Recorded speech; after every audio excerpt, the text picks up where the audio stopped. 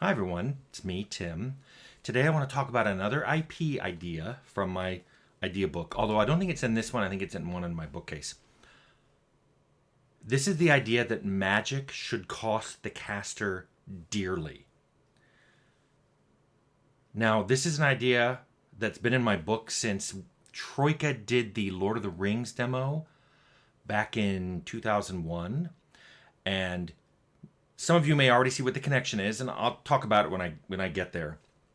But what made me think about this IP idea was most fantasy RPGs have reduced magic to something almost mundane. It's no different than a fighter swinging a sword or a thief picking a lock. It's just a thing that someone does.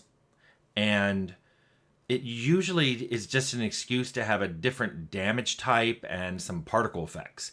It's explained away as magic, and I always thought that that was something that missed out a lot on what could be done with magic. And to be fair, this has been like this since the original D&D. I mentioned that my original D&D campaign was based on Robert E. Howard's Conan campaign, but that campaign was fairly low magic. Not only was magic implied to have been more powerful in the past and it was beginning to wane, but the wizards that did cast magic had spent dearly for it. They've either made a pact with some outer worlds creature, or they studied their whole life, so they're really old because it took that much learning to just cast a simple spell. Now, in defense of original D&D, they did have the idea of spell components, and that was something. It was something that I originally started using too in my first AD&D campaign in high school, where you couldn't cast Fireball if you didn't have Bat Guano. You couldn't cast Identify if you didn't have, I think it was a gem or a goldfish or both or something. It was, you needed these spell components, and if you didn't have them, you couldn't cast a spell. And not only did this act as a pretty good restriction on how frequently someone could cast a spell, but it cost something. And I think that just running with that idea, just riffing off the idea of components, you could make a really interesting game. Because maybe the components are either expensive or hard to get. Maybe to cast a spell, you need the blood of someone royal, which could be very hard to get and hard to explain how you're getting it, and could be a bad thing if you accidentally kill the person. Or, like in D&D, maybe it requires gemstones, and the component is used up. Maybe you cast it into a fire or something. Basically, these are things that would be hard to get or expensive to get. You can even make the components something that part of the game consists in you going to get these components for your spells, because it requires maybe parts of monsters that have been killed in very particular ways. Like maybe you need the blood of a dragon that was killed using only silver weapons, or fur from a werewolf that was killed at midnight. And you could either make these absolute rules, or you could make it the component is as good as you follow the rule. So a werewolf killed at exactly midnight, that's the most powerful thing. But if you killed them at 1 a.m., it would still work. It just wouldn't be as strong. Similarly, if you attacked a dragon with a regular sword and then switched to a silver weapon and used that to kill it, the blood would still work. It just wouldn't be as strong. And you could make a whole game about getting these components, trying to get the strongest components. It would be a real interesting game right there with that twist on the rule. But then I started thinking about real cost, like things that the player would really care about. Not as much the player character, but the player would be like, I'm not doing that. Some of it would be health costs. Casting a spell damages you. That would really make you think twice about casting a spell, especially a powerful spell, which in theory could damage you a lot. Maybe you can't even cast some spells because your health isn't high enough. That would kind of explain why some mages want a high constitution. They want a big health pool to draw from.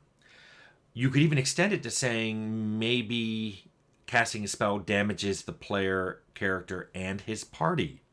Meaning it would be a group decision. Do you really want me to cast a fireball? Because we're all taking 10 hit points from the casting. That would be an interesting thing right there. Another one would be experience points. Maybe casting a spell literally drains XP from you. Now, D&D 3rd edition did that for crafting items, and I loved it. I'm on record as saying I think that was brilliant because it's an incredibly nuanced system. You have to spend XP to make an item, but you can't spend more XP than you have available in that level. Like you can't spend more XP that would drain you into losing a level. This idea was really good for two reasons. One, it explained why certain items could only be made by high-level casters because they had enough XP in their current level XP bank to create that spell, to create that item. It also explains why wizards who seem to have this restriction on how many spells they can cast a day don't go, hey, just give me a few months, I'm going to make like a dozen Wand of Magic missiles. They don't, because that would literally drain all their XP. So I like that, and I'm like, why didn't they use that for spells? I mean, imagine a spell that would drain a ton of your XP to cast. You'd think twice about casting it. You could have a ton of spells that you could cast, but you'd really want to be judicious. Like, do I really need this spell? Do I really need to throw a spell to open that lock when the thief could do it and not lose part of his XP?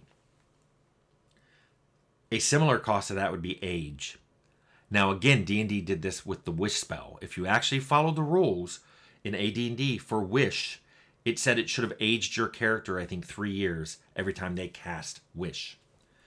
That really would affect your character over time because there were also rules in the DM's guide for what happens to your character when they get older. They start to lose points of strength and constitution. I think they gain wisdom, but if you're not a cleric, you may not care about that. But that's something that hurts. And also, a wish can't undo it. A wish can't undo the effects of its own cost to cast. And if you combine that with the XP cost, imagine casting Wish and it aged you a few years and drained most of the XP you have that level. That would be scary. But then there's like a really bigger thing than XP or age. What if it drained your soul? What if you're born with so much soul, spirit, whatever you want to call it, and casting a spell uses a little bit of that? More powerful spells use a lot more of it. What this means is you only have so much soul to use. And when you use it up, something happens. Maybe you die. Maybe you become corrupted. Now, do you see the Lord of the Rings connection? Lord of the Rings used this for their powerful magics. That imbuing items with magic actually used a portion of the soul of the caster. That's why Sauron had part of his spirit in the ring. So that's why destroying the ring destroyed him. In our Lord of the Rings demo, we had certain powerful magic items corrupt you. And when you filled your corruption bar, you just became under the control of Sauron. But you could do other things. You could say it would kill you, or you become a completely corrupted creature and you're no longer under player control. Or you could say you become monstrous and you're still playable, but you're now evil. You also have an evil appearance. Maybe you're visibly changed. Maybe you grow horns or bat wings or fangs and claws. People know you're monstrous. And your alignment changes.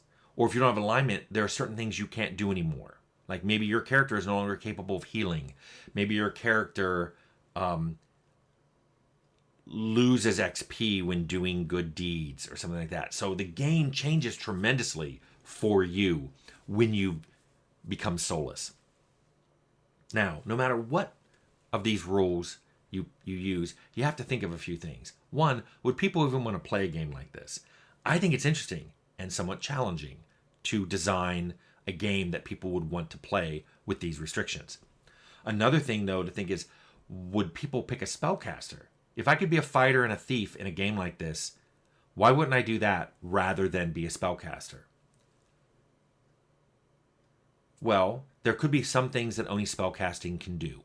Maybe there's some damage types that only spellcasting can do.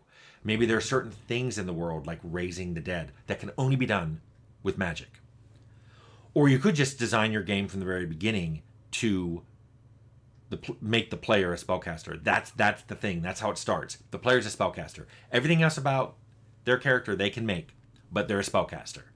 And so that's just the rules that this game goes through. So then you have to think about, what spells do you want to cast?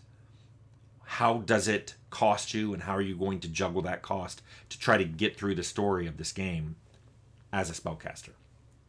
Now, obviously, I never made a game using this. I just took a lot of notes. It's one of the many IP ideas I have. So I'm throwing it out there to see if any of you want to make a game like that Uncle Tim could play.